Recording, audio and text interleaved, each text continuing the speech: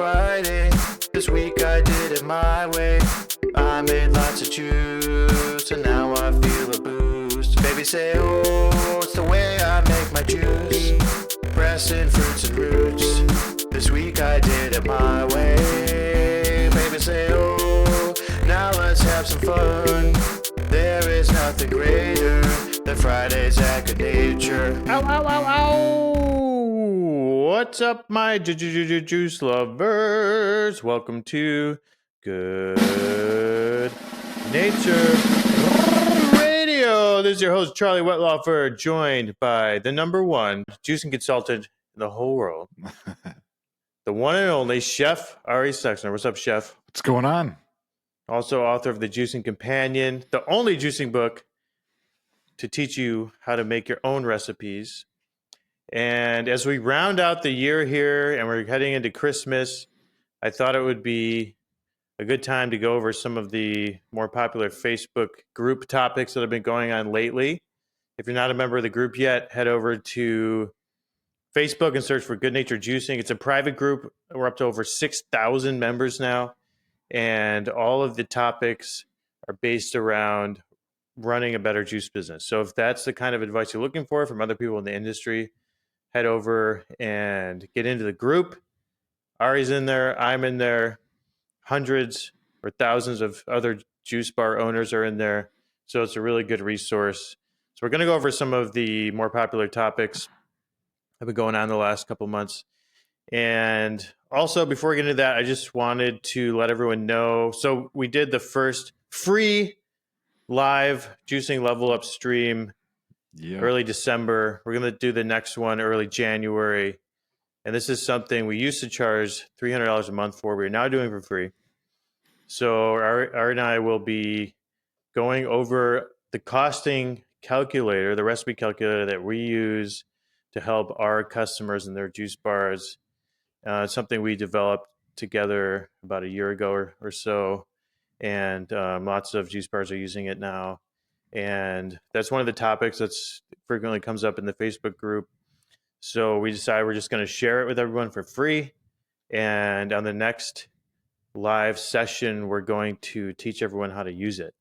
It's basically like a spreadsheet where you plug in your costs of all your produce and you plug in your recipes, and it tells you all information you need to know: cost of goods, profit margin, and it also even gives you a printout sheet, so you can print out the production sheet for your team. So it gives you all the recipes and how much produce they have to prepare, and it also gives you a total list. It takes all your recipes and puts together all the pounds of all the different ingredients that you need to buy. So it's a really powerful tool, and we're going to give it away for free. Head over to goodnature.com/level up and just put in your email. Yeah. We'll send out the link as we get closer to the next session, which we're going to put on the calendar soon, probably first or second week of January. And it's going to be fun. Don't miss it. Extremely valuable session. I mean, that's one of those things where it's so easy to overthink it. You know, I believe me, costing recipes, it's you like get into yields for everything. It's a real simple format. And I mean, it's something to stop putting off and finding your real numbers, because it might seem scary, but once you have that stuff in there, it's so easy to switch those food cost percentages around, you know. The only thing you have to know, you at least have to know what you're paying for your produce. Otherwise, it won't work.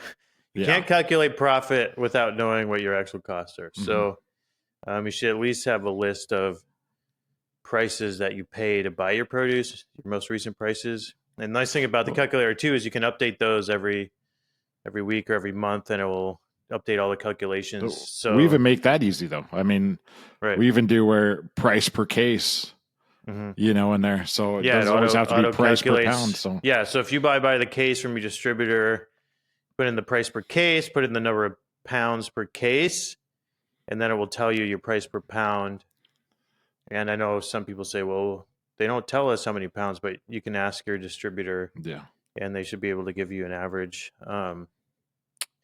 Anyway, we'll get into that more in depth and go through the whole thing on the next episode of Level Up. So make sure to get in there And we'll see you there. It's cool. It's a YouTube live stream, so people can ask questions in the chat. Last time we had a couple of special guests on there, and we're going to continue to do that as well. And it's a lot of fun. So I think the first one went really well. Yeah. All right, let's get into these topics. I made a little list here of the ones I thought are the most interesting. So the first one is one from the beginning of December that has like 32 comments on there that I personally feel pretty strong about. Ari, I'm interested to see your opinion. But someone named Ira posted, "What do you think of adding mandatory tip of 5% to a bill in a juice bar?" Oh, yeah. I feel strong about this one too. I don't know. Do you want to start with this one? I mean, Sure. Yeah. I strongly disagree with this. I think that, as someone pointed out, first of all, there's no such thing as a mandatory tip. In the U.S., auto gratuity is not even mandatory. Like you can ask them to take it off, and they have to take it off. So there's no such thing as a mandatory tip. That's what the word tip means. And second of all, and most importantly for me, I think it's such a bad experience when you get surprised with some fee added onto your tab at a restaurant. Because they're already, over the last couple of years, the tipping has already gotten pretty crazy at places. Like even if you go to a grab and go place, there's now it's like they spin the iPad around and they're like, "No, I was just going to ask you one question." You're like, "Oh, gee, I wonder what that question is." Like, hey, going to ask me how my day's going, and it's like, would you like to tip 18, 20, or 25%? And it's like, okay, this is awkward because you don't want to be the guy to hit the custom tip button and then,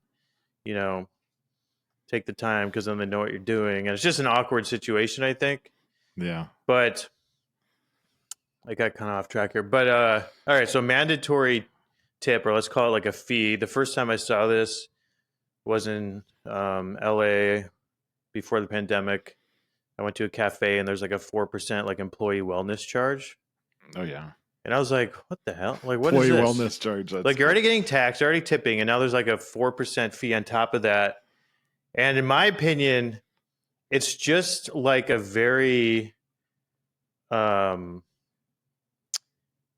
not straightforward way of raising your prices.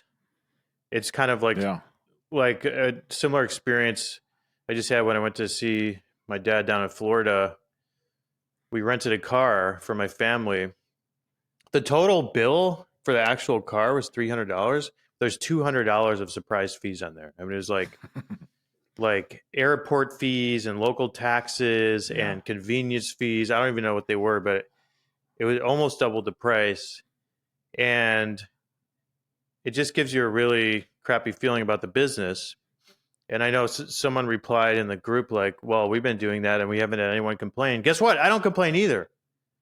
I just don't go back to that place. I'm willing to guarantee they're losing out on tips. Right. Especially if it's 5%. Yeah. I mean, I was a chef for room service for a bit, and they had a resort. It was at a hotel, and basically they had a resort fee for your room service order. And what? And it was like all the employees were against it, and basically their tips just dropped because it was like a surprise fee. Like they just come up and surprise 10-15% on there, and I mean it just that also happened to me recently at this this sushi restaurant here in Austin that's really hard to get into. And then we had my friends made a reservation, but then they couldn't go, so my wife and I went, and then there was an 18%. I forget what they called it on there. It wasn't gratuity on the bill. They called the manager over, and by the way, this was like a flat fee kind of omakase type restaurant where it's already super expensive. And then I said, sorry, I just want to confirm that this is the tip, right? She says, no, that just goes to the staff. Yeah. I'm like, what? 18%? And I'm pretty sure she might have been confused because that was so high. Yeah. It almost seems like that must have been gratuity, but I didn't tip much on top of that. So if that really is just going to the back of house staff, and then it means the waiter only got a small tip. So like you're saying, Yeah. but then there's some other discussion, like one of the people in support says that she's been doing that at her juice bar for a while because if she didn't do that, she'd have to raise her prices and then she'd be more expensive than the competitor. But I still think, I mean, first of all, you did raise your price. You're just doing it in a very sneaky way that makes the customer feel bad. So your prices are higher than your competitor already. And people aren't stupid. Like they know that, right? Like if they go in and they get a 5% charge, they know they're paying 5% more. Second of all, I think about this a lot where it seems like in the juice bar and restaurant industry, people get trapped in this mentality where we have to be cheaper than the competition. But you have no idea. The competition is probably sitting there like, well, we can't raise our prices because their prices are so low. You know what I mean? Like if you're not making money, they're probably not making money either. Like you just got to charge a price where you can make money. Yeah. I mean, it's you just feel cheated, and I definitely feel strongly about them losing out on tips. You know, if you're asking for a 5% tip, I mean, why not ask for 15 while you're at it, you know, which is normal. But I just feel like the average consumer coming in will feel cheated. I love the idea of tips, you know, the fact it kind of helps out the owner, that they can go ahead and kind of lower the average rates and kind of have the incentive for the employee to actually give that great customer service. But Yeah, once you make it mandatory, it kind of takes away the whole incentive, right? yeah, exactly. Yeah. All right. So we're in agreement. Not a good idea. Also, most people that commented on there agree. There's a couple supporters of it, but I just know me as a customer, if I go and there's some weird fee like that, it just gives me a bad feeling about the place. I'm unlikely to go back. I'm not going to complain. I just think I don't really like this place because of that. So Yeah, I agree. that's my feeling. All right. So moving on, someone asked about looking for a free nutrition label generator. So do you just want to kind of fill people in Yeah. on the details on like generating nutrition facts? Yeah, there's a lot of information out there. I've gone through everything. So, first of all, it's something you're not required to do. Okay. You're typically small business exempt unless you're doing wholesale, or you fall under outside of small business exempt, which is over 100 employees or a million in sales of one particular item.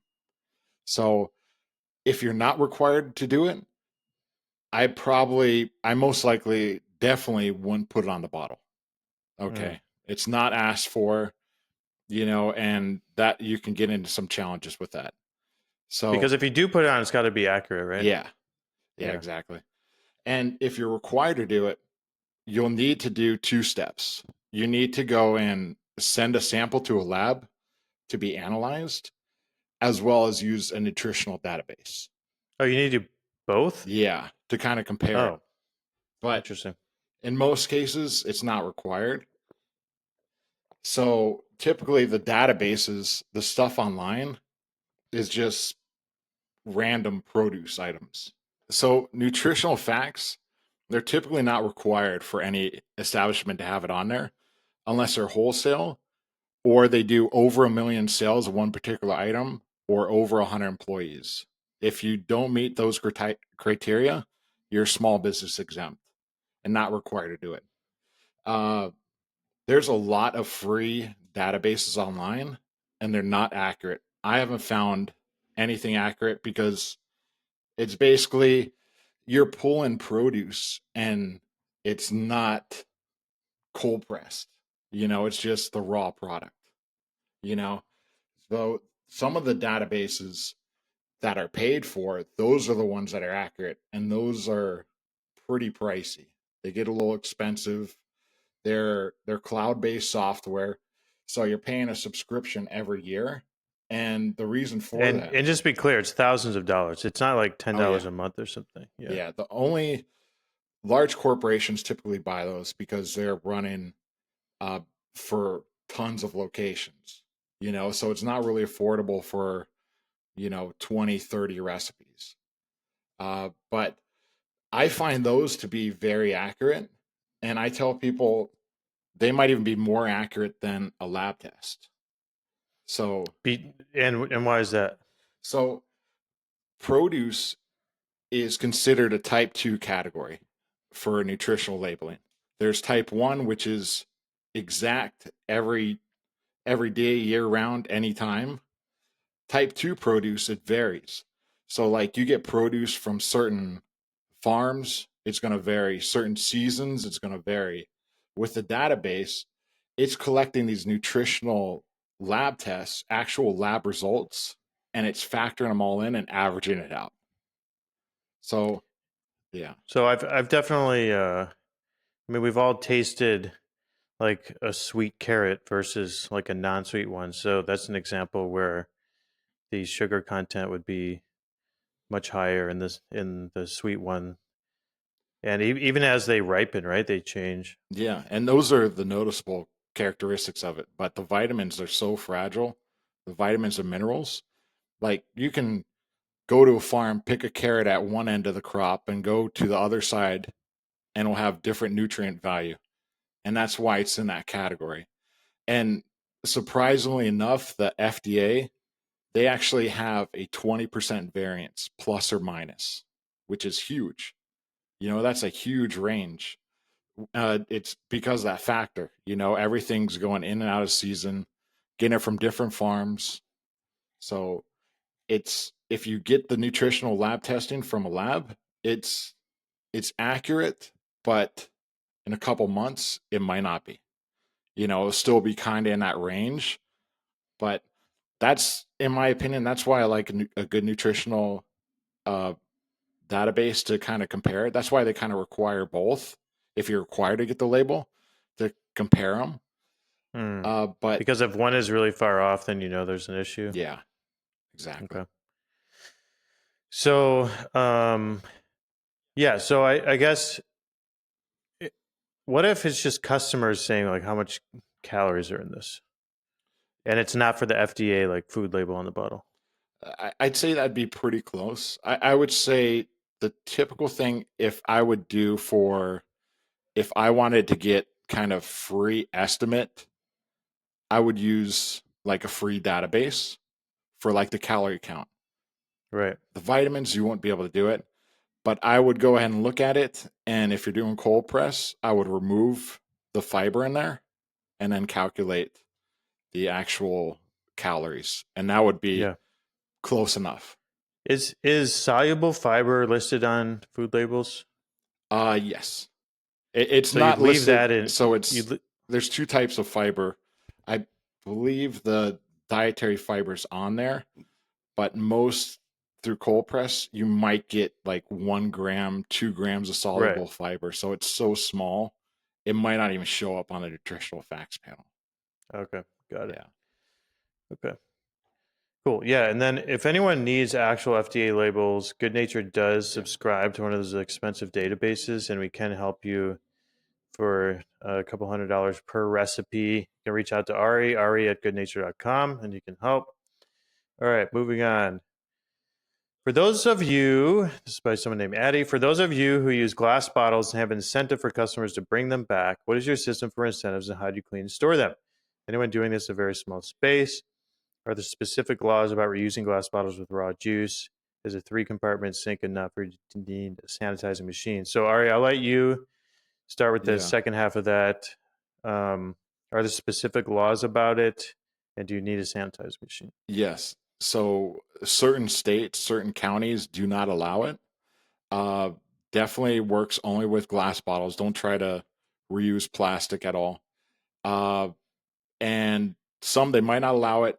Some they stopped during COVID and they're not re-allowing that, or It's a waste of water. That's kind of their reasoning. Waste of water? Oh my lord. Yeah, I won't say What about the waste of glass bottles? I won't say what state kind of tried introducing that, but I'm sure most can guess. It's on the West Coast somewhere. But so there's what you need to do if you're allowed to do it is you want to have a high temp dishwasher if at all possible. So that temperature sanitizes the product, does amazing. If not, then you'll need to use the wash, rinse, and sanitize through using a product like an improved sanitizer. So that would be the 3-compartment sink method. Would yeah, be the wash, rinse, sanitize. But if you have a high temp dishwasher, that'd be enough. yeah, you would. It's basically wash, rinse, sanitizing no matter what. I prefer the high temp dishwasher at the end because it just warms the bottle so much, and it sanitizes with actually water. You know, the temperature is the sanitizer, so you can get away without even actually using that.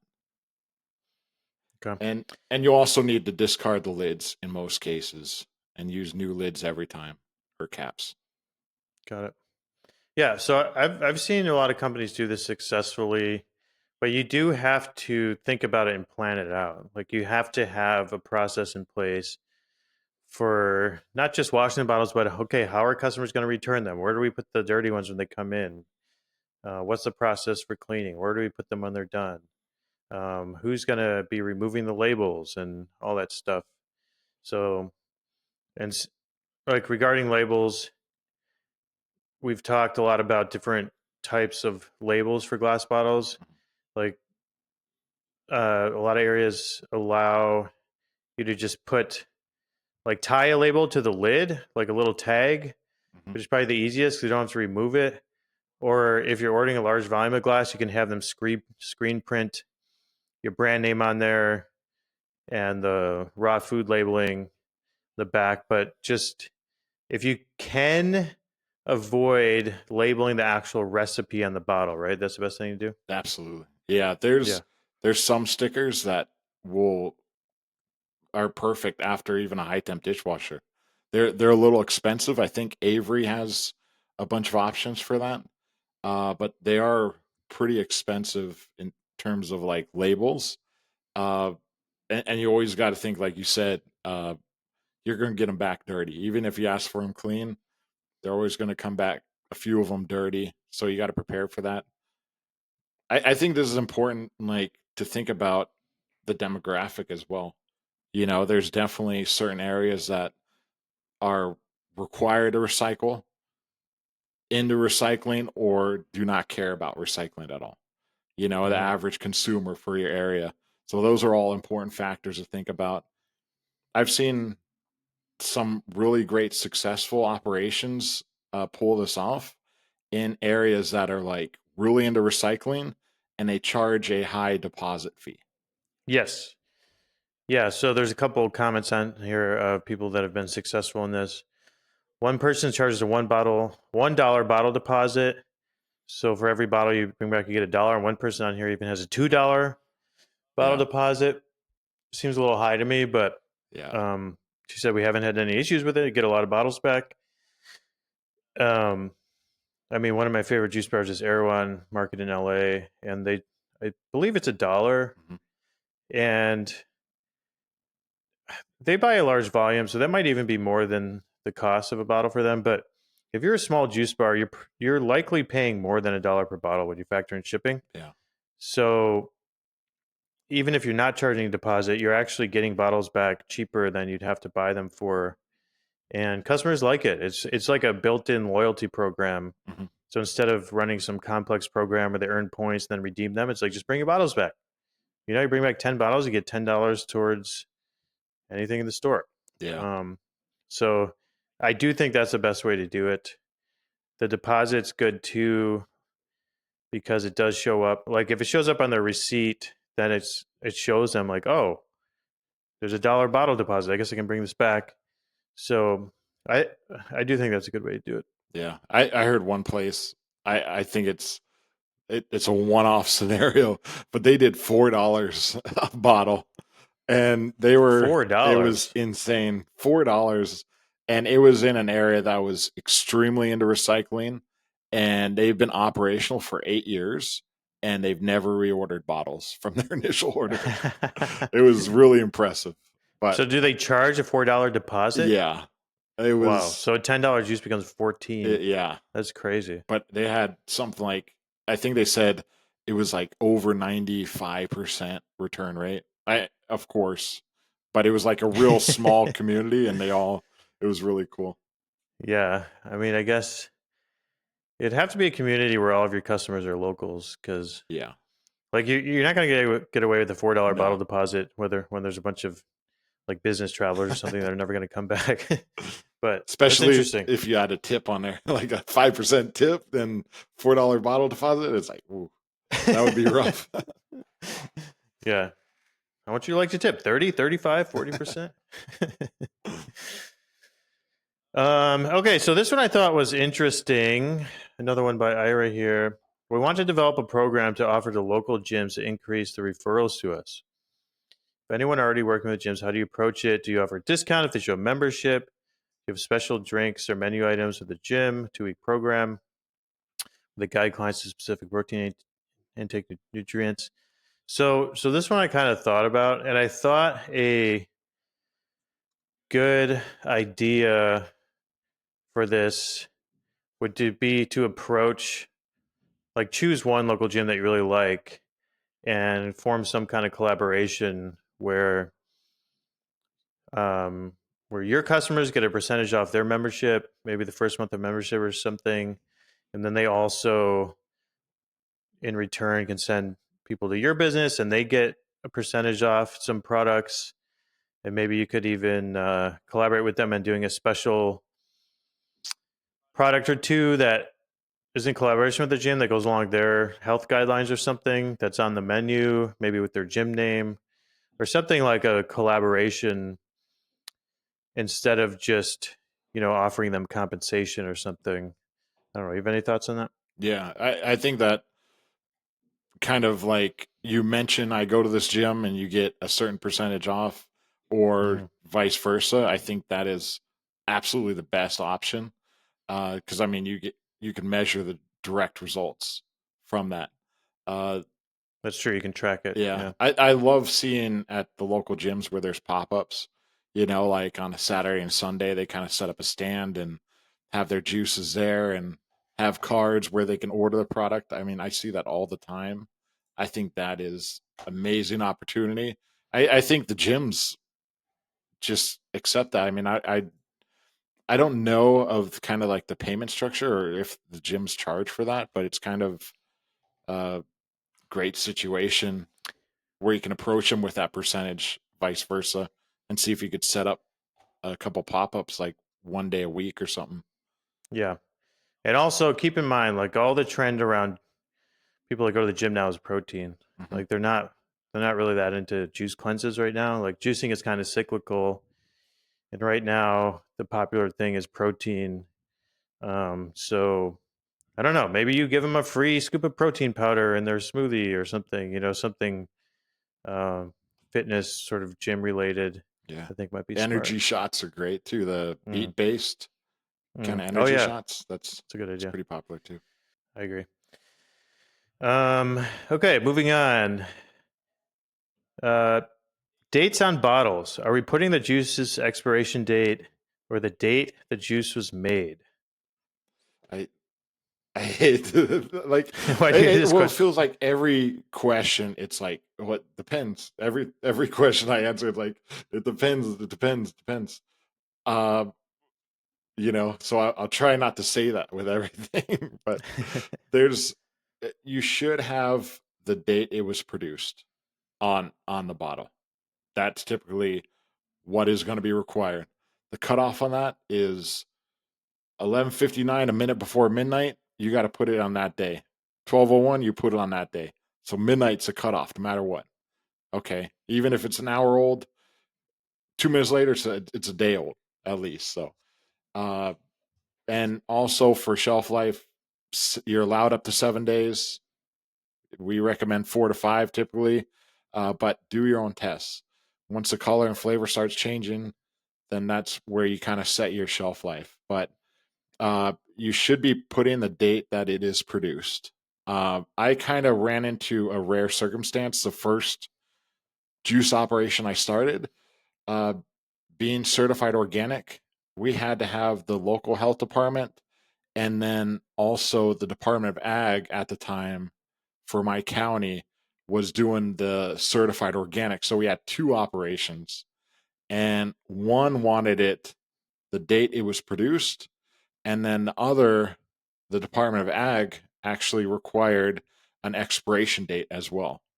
So we had to put two dates on there, and we weren't allowed to do Best Buy because that's kind of a little too suggestive for them.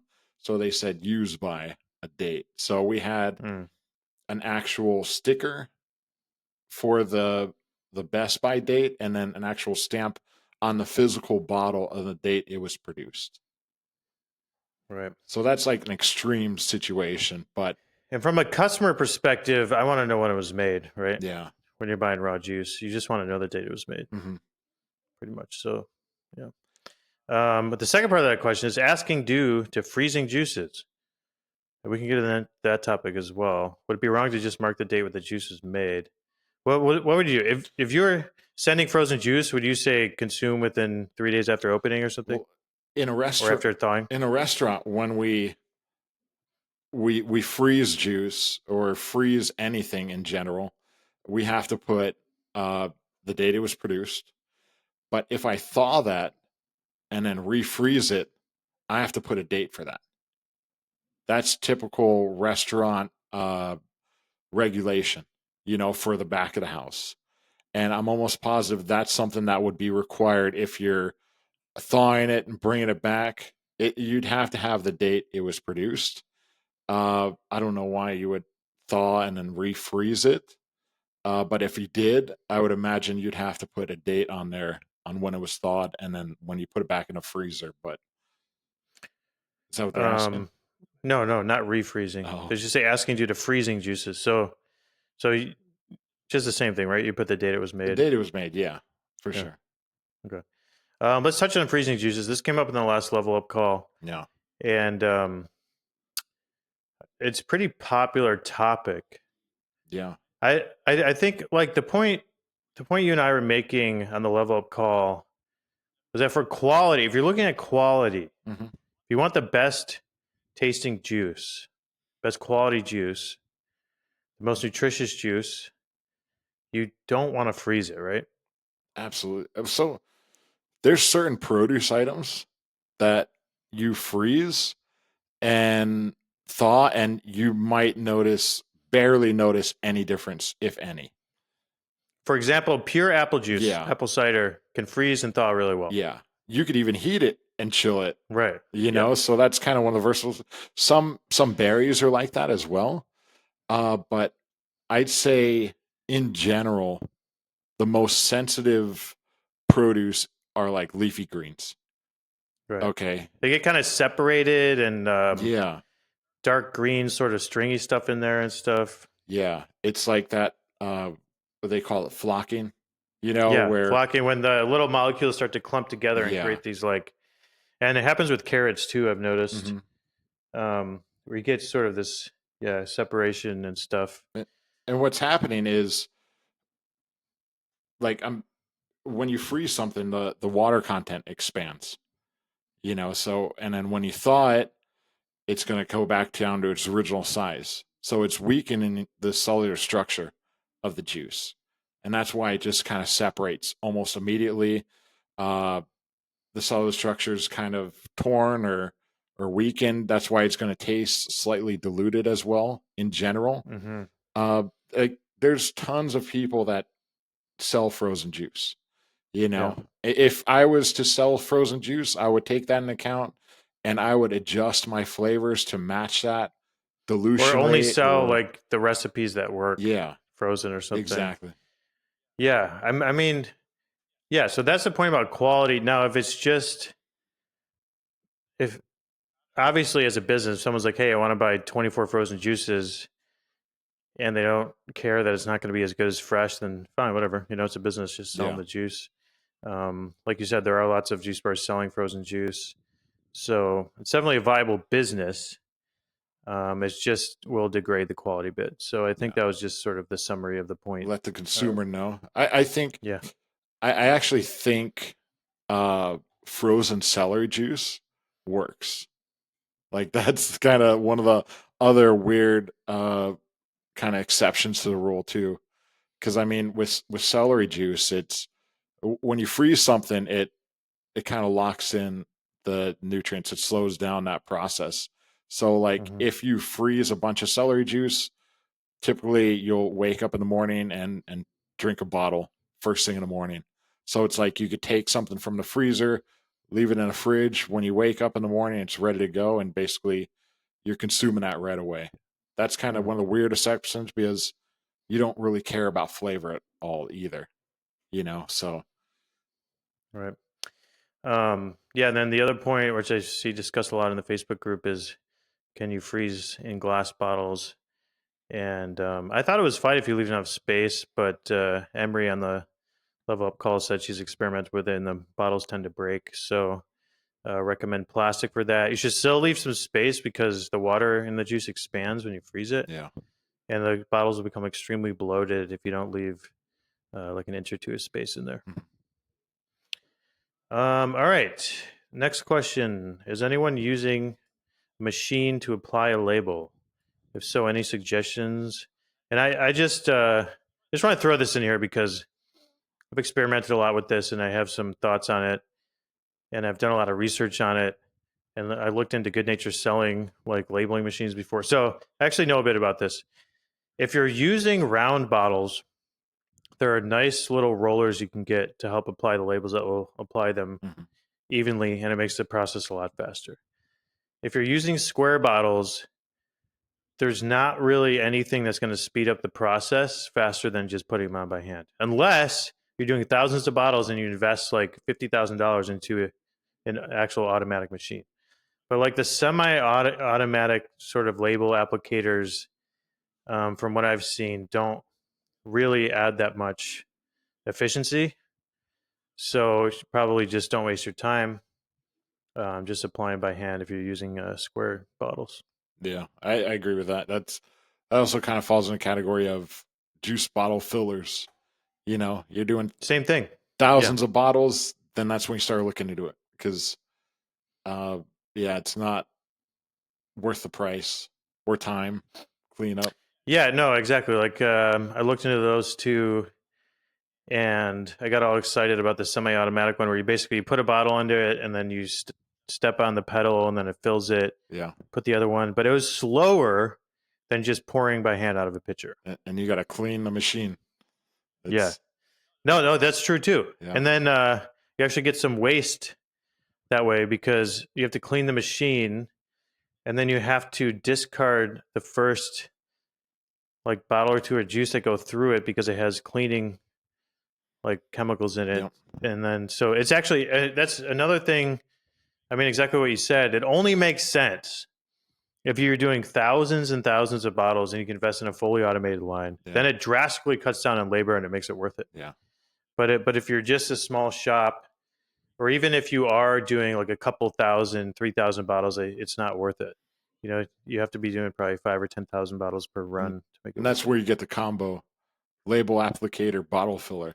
Yeah, I mean, now you're Those just are talking about a full-on yeah, factory. So, and I have a friend that started a juice company that's in like every grocery store in the country now, and he said they were hand filling until they were doing like 10,000 bottles a day or something. yeah. You know, they just, um, I that's one thing I always kind of try to push when I do in-person consulting is fill it with a pitcher yep. and even like even try to avoid a funnel. You know, try to like develop that process to, you know, stir it, put it in a pitcher, and pour directly in a bottle. Because sometimes the pitcher or with a funnel, the funnel will kind of cause some foam and spin it around sometimes. Or Uh, you don't know when it's quite full, so it overflows. and Yeah. you'll get that done quick too, because using Yeah. like a spigot from a bucket, it's too slow. in my It's opinion. slow, especially near the end when there's less And juice in there. if It you're gets doing really slow. hundreds, you'll get it down within Yeah. days. Yeah. Yeah. Like I don't think that's the area juice bar owners should focus on if they're trying to reduce labor. Mhm. I think they should look in other places. It's funny. It just reminded me of, I was down in Houston meeting with a chef that used one of our machines, and I was demoing Hummingbird. And we were just experimenting, showing some cool new recipe ideas and stuff. Mhm. And and he's like, yeah, the only problem is, I'm like, who am I going to have do that? Like, who am I going to have do that for 30 minutes? Meanwhile, the whole hour and a half I've been there, there's been a guy next to me with a Yeah. knife, like cutting up, what was it? It was like Like, cutting up fennel yeah. so small it was Yeah. like powder the whole time. I'm like, wow, you're really cutting that up. He's like, yeah, it's Yeah. got to be like as fine as Oh, sand. yeah. And because that's how we garnish the whatever we're making. And I'm like, I don't know. I just Yeah. think it's But funny. there's some tasks that are just like, oh, I remember like artichokes, like that was always, whenever we had artichokes on the menu, it was like you get a huge case, you cut them down, they're like 50% yield after you trim everything. And it just takes so much time and being so precise. You got to put them in like lemon water and Yeah, so it's funny. So they're happy to yeah. do stuff like that, but then Yeah. they're like, well, who am I going to put on the juicer for 30 minutes? Well, I was, It's like, well, you're going to generate like hundreds of dollars of product in that 30 minutes. I think I was wrong on everything the first time I started that juice operation. Like my biggest concerns were like the easiest part. Stuff I Mm. didn't worry about, those were the challenges. Like what? Do you have any examples that you Well, can remember? everyone is like, how do you fill and cap a bottle? If you've never done it before, it's like, how do you do that? But it's just push it down and twist it Just the other fill it and then way. you push the cap on with your hand. Yeah. And like labeling's like, oh, that's got to be easy. That takes time. That's always Yeah. a headache. So it's always like reverse on almost everything that I thought. But Oh, I've got a couple more quick ones here. From Wealthy Juice Co. Any fellow juice bar owners offers salads with house-made dressings that sell well. Looking for ideas. This is an Ari question for sure. yeah, they always should be house made dressings. Yeah. Uh, yeah. I mean, there's tons of options. If you're doing grab and go, always think about using hardier produce. Don't use really fragile greens like that could wilt within a couple hours or turn soft, or you don't want really juicy products like tomatoes, for example. I might Mm. not use a large tomato. When I cut it, the juice will start Is leaking that and why get it's all those everything little wet. cherry tomatoes in those grab and go salads? Always do that, yeah, because Mm. they don't leak, or cucumbers or something like that. And it doesn't. You don't have to avoid cucumbers, but just cut them a different way so that they don't just kind of pool at the bottom. Yeah, there's nothing worse than a salad that's all soggy at the bottom when you Yeah, open it, right? yeah, or leftover salad after you dressed everything, put it in the fridge for a couple hours, and eat it. Yeah. That's the worst. But I'd say look into grain bowls. Grain bowls are an amazing option. All you need is a rice cooker because most operations they don't have hoods to cook stuff. Just plug in a rice cooker, do quinoa, brown rice, anything you want. That's a great option for some protein bowls or anything like that. House made dressings. I mean, just think about a vinaigrette. Vinaigrettes are usually 3-to-1 ratio of like one acid to like an oil or an avocado oil or something like that. But replace that with like a cold pressed juice, a little bit of vinegar, anything like that. It's a lot easier than it sounds. I know we got some great options on there, but Yeah, on our recipe section on the website, like if anyone listening, we have a great search feature. If you go to goodnature.com/recipes, just you can search for the ingredient, you can search for the color, you can search for dressing, you can search for smoothie. and it will just show you a list of all our recipes. We've got over 100 recipes on there. I think there's 3 dressing recipes on there. Yeah. It might give you some ideas. And you can try them and see if you like it. Maybe you want to adjust it. Maybe you want to add some oil or whatever. Just experiment a little Yeah. bit. Sometimes it doesn't even need it. And the in-house dressing, it's like you just put it in a blender, and you might have an emulsifying agent or something to kind of stabilize it, and then you slowly stream in uh, the oil if you're using that, or So what's an example of an emulsifying agent? mustard.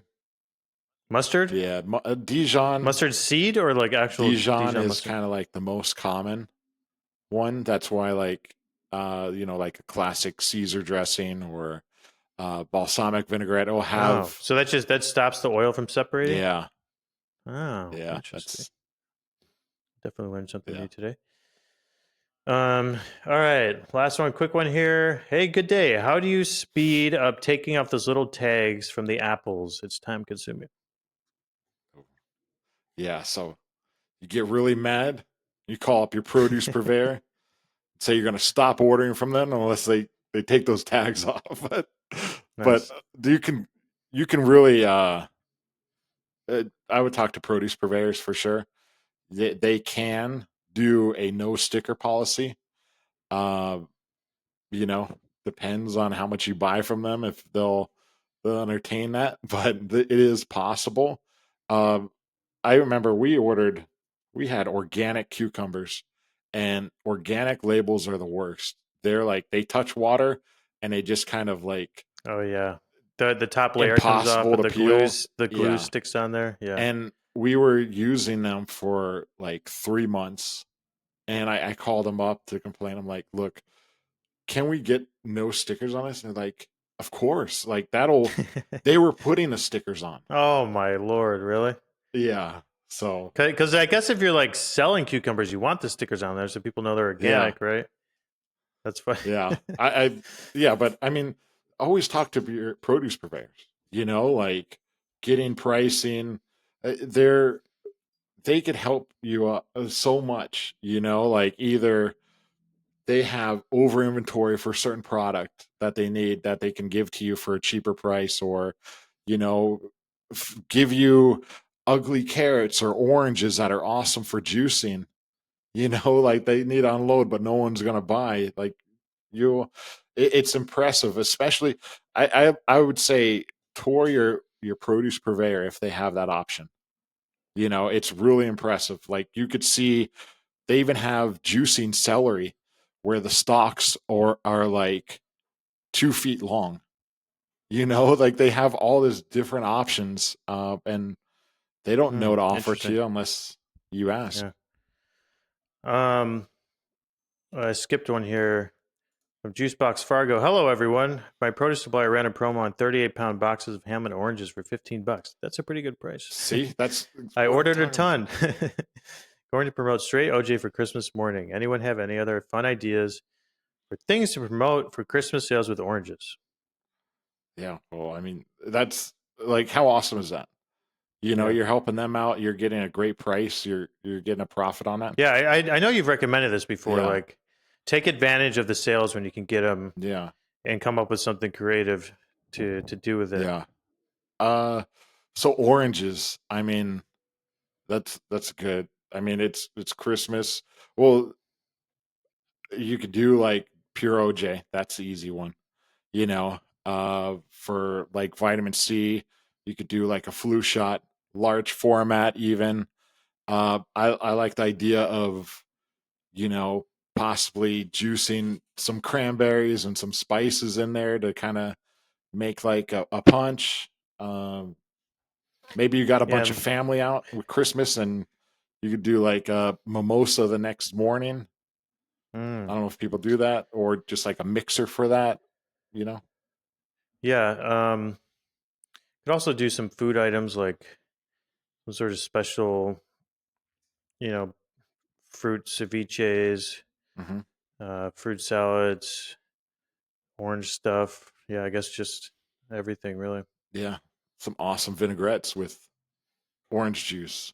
Can even just sell cases of oranges. Yeah. as like a Christmas gift. Yeah.